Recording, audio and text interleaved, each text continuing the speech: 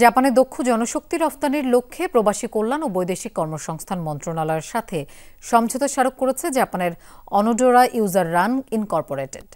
দুপুরে প্রবাসী কল্যাণ ও বৈদেশিক কর্মসংস্থান মন্ত্রণালয়ে এক অনুষ্ঠানে উপদেষ্টা ডক্টর আসিফ নজরুল বলেন, এই সমঝোতা স্মারকের মাধ্যমে প্রবাসী দক্ষ কর্মীদের যাবার সুযোগ আরও সম্প্রসারিত হলো। তিনি আরও জানান, এর মাধ্যমে প্রবাসী গমনোচ্ছুরা বিনামূল্যে জাপানি ভাষা ও কারিগরি বিষয়ে প্রশিক্ষণের সুযোগ পাবে। এমনকি প্রতিষ্ঠানটি বিনা অভিবাসন ব্যয়ে জাপানি কর্মসংস্থানের ব্যবস্থা করবে। ইতিমধ্যে টিআইটিপি প্রোগ্রামের আওতায় গেল 7 বছরে 695 জন টেকনিক্যাল ইন্টার্ন জাপান গমন করেছে বলেও জানান আসিফ নজরুল। জাপানি প্রতিষ্ঠানটির পরিচালক বলেন, জাপান তরুণ, যোগ্য এবং কর্মদক্ষ লোকবল নিতে চায়। এই সমঝোতা স্মারকের মাধ্যমে বাংলাদেশ থেকে যথাযথ লোকবল নিয়োগ পাওয়ার বিষয়ে আশাবাদ জানান উপদেষ্টা।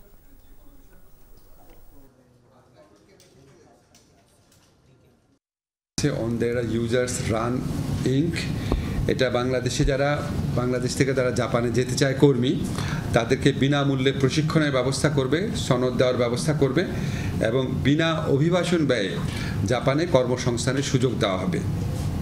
এবং এখানে যে ট্রেনিংটা হবে সেটা শুধু কারিগরি ট্রেনিং না, জাপানি ভাষা ট্রেনিংও হবে।